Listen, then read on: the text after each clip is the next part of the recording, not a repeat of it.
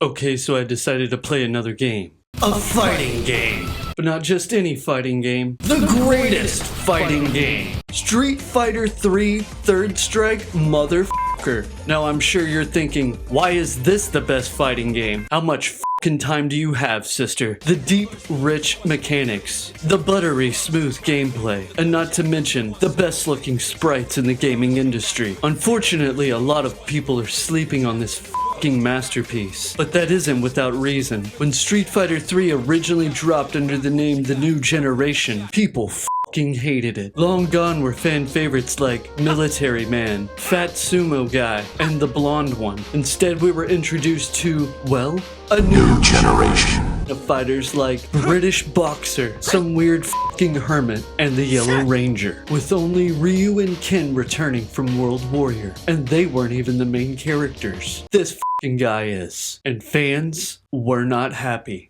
Who is this weird fucking freak? Give me back my green gorilla man, they would cry. Then Capcom released Street Fighter 3 Second Impact Giant Attack, which is the most Japanese to English sounding fucking name I've ever heard in my life. And then finally, Third Strike was released, which perfected everything from the last two entries. Most notably, the parry mechanic, which would allow you to deflect enemy attacks without receiving chip damage as opposed to traditional blocking. It added Chun-Li and Akuma, and it still fucking bombed. And because of that, along with the entire arcade industry drying up, Capcom shut down their entire arcade division and went all in on console gaming.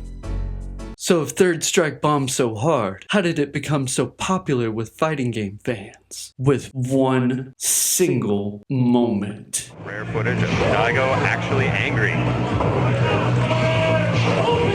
Just its turtle style. The year is 2004, and it's the fucking EVO semifinals. Two of the best fighting game players were locked in an intense match. Those men were Justin Wong and Daigo Umehara. Justin Wong had his opponent Daigo on the ropes. Victory within his grasp. Justin unleashed Chun-Li's brokenly OP super move. And Daigo parried every single hit.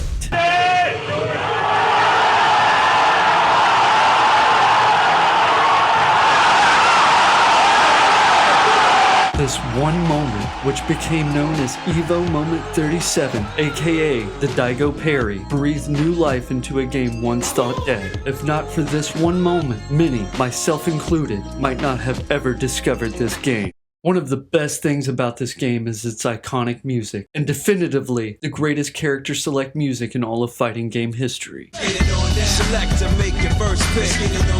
10, 9, 8, 7, 6. Choose and pick the best one.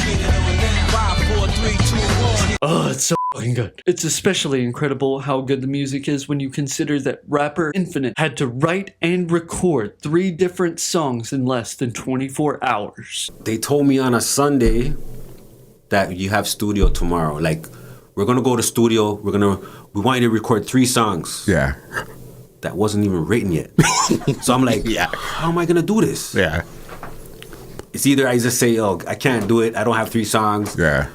opportunity gone, or I start writing these 3 songs right now. Yeah. So I said, okay, yeah, we'll be there. Mm-hmm. And I wrote 3 songs. I never did that before. 3 songs in less than 24 hours, son.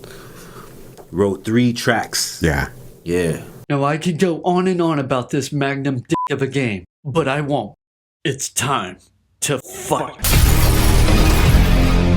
Full disclosure though, I'm not exactly the best at fighting games. Don't get me wrong.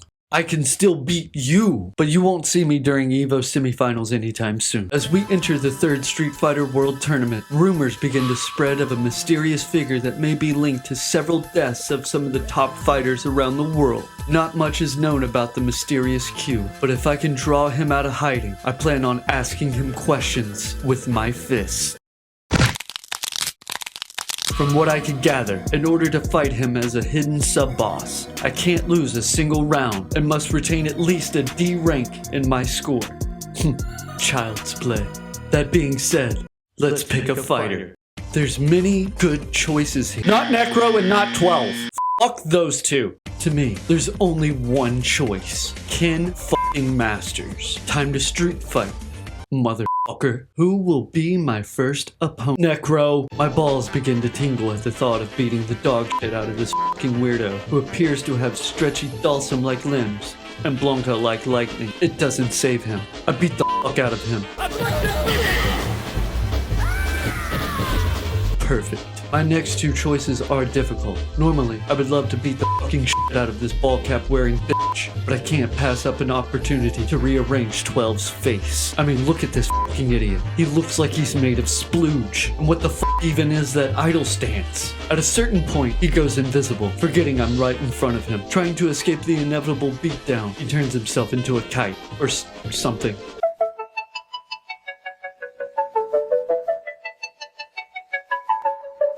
Butterfly in the sky, I can go twice as high. Take a look, it's in a book. This guy is just the fucking worst. I bring him down and claim another victory. The road to Q, one step closer. Looking at my next two opponents, I choose Alex. This fucking asshole thinks he's going to become the new protagonist of Street Fighter. He's gonna have to earn it. I don't know much about fighting in real life. I'd almost certainly get my shit kicked in, but I do know one thing. Sweep the leg. So I do just that. I beat Alex like the back alley whore that he is, and show him he's not ready for that protag life.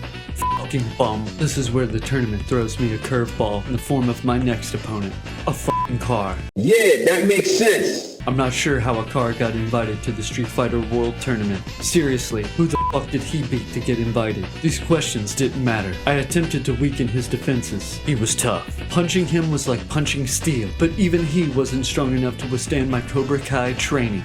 Sweep the leg.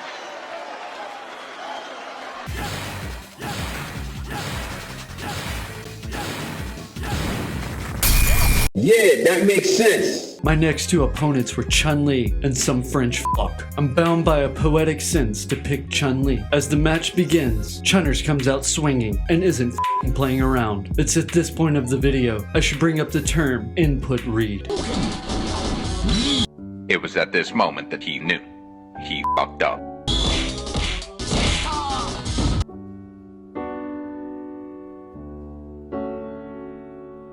Input read is where the CPU reads your inputs and is able to process what buttons you're pressing and counteracts accordingly with lightning speed. Because old arcade games were not about to let you beat the entire game on 1 quarter. Fuck no. You better have brought your entire allowance, kid. Capcom wants all of it. However, I got a D on my last report card, so my mom didn't give me that much allowance money. I literally can't afford to lose. I wasn't about to choke.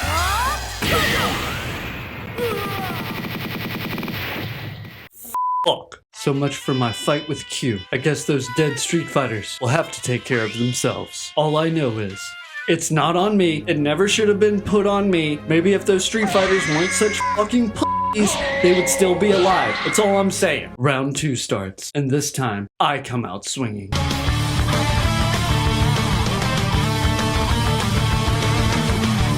Yeah, input read this, you stupid bitch.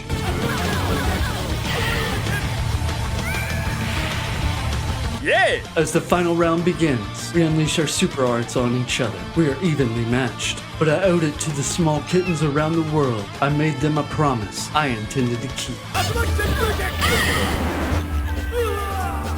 Nobody send this video to the small kittens around the world. They can't know that I failed them. I now had a score to settle. And score settled, I did. I did it all for the kittens. My next choices were Hugo and another woman. After feeling morally gray about the last woman I beat up, I chose Hugo. A bold strategy, Cotton. Hugo, when factoring in input read and just how f***ing much damage he does, it makes him one of the hardest opponents in the entire game. However, Hugo is slow as f***, and I have the fist of a dragon. Hugo's massive f***ing hitbox leaves him vulnerable to my blows. But I get too sloppy, and Hugo seizes an opportunity and begins crushing my skull like I'm f***ing Oberyn Martell.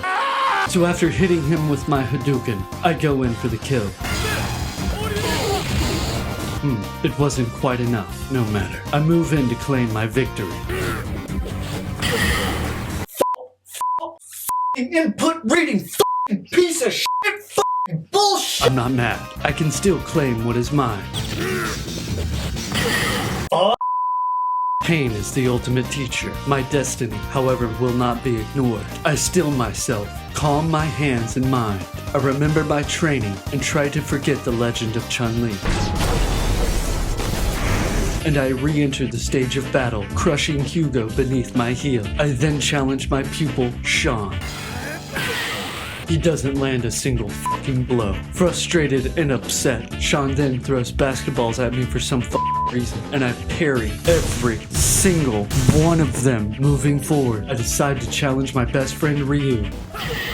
Oh, come on, what the fuck? My next choice opponent was Oro, this weird, old, orange-skinned I move past him with ease. And finally I arrive at my Street Fighter 3 rival and brother of the final boss, Urien. We exchange words, but Urien throws me for a loop when he comes out as a white man, rips his suit off revealing a G-string Speedo, and then morphs into a black guy. My mind began racing with the thought of potential comments saying, "This is racist," and other comments saying, "F*** woke bullshit," and knowing somehow they'd both be right. Oh, thank God it's over. At long last, I reached the final boss, Gil. I know what you're thinking. This is the final boss of Street Fighter 3? Is this fucking clown serious with that half red, half blue horse shit? Yes. Gil is often ranked amongst some of the hardest fighting game bosses of all time, with the likes of Shao Kahn, Omega Rugal, and his predecessor, M. Bison. In fact, Shadaloo wasn't even sponsoring this year's World Warrior tournament. Instead, it was being sponsored by the Illuminati. And not that fake Jay-Z is in the Illuminati bullshit. I mean that real Illuminati shit. Like Kanye. Much like his brother, Gil seems underdressed for this fight. Seriously, as he begins pounding me into the pavement, I can't help but wonder how he doesn't fall out. Then I begin to wonder if he had one red ball and one blue ball. He was in my head. I had to stay focused. I had to stop getting f***ing hit. I had to stop looking at Gil's ass. He may have the first round, but if I can get the second, there's still a chance. And then Gil does the thing that sets him apart from other fighting game bosses. If left unchecked, Gil can regain his entire life bar back. F*** that. Now, I must kill Gil. I unleash everything I got. I must win the first round. And with skill and luck, I accomplish just that. Okay, I must continue to unleash my fury. Gil's good, but I'm finding his flaws. He fell for my trap. And using his resurrection ability during round 2, he wouldn't be able to have his super meter filled by the time I'm done whooping that ass during the next round. So I finally let go. I use every trick in the book. And I beat the 3rd Street Fighter World Warrior Tournament. If you like this video, then like this video. And let me know if you want to see me play something else in the future.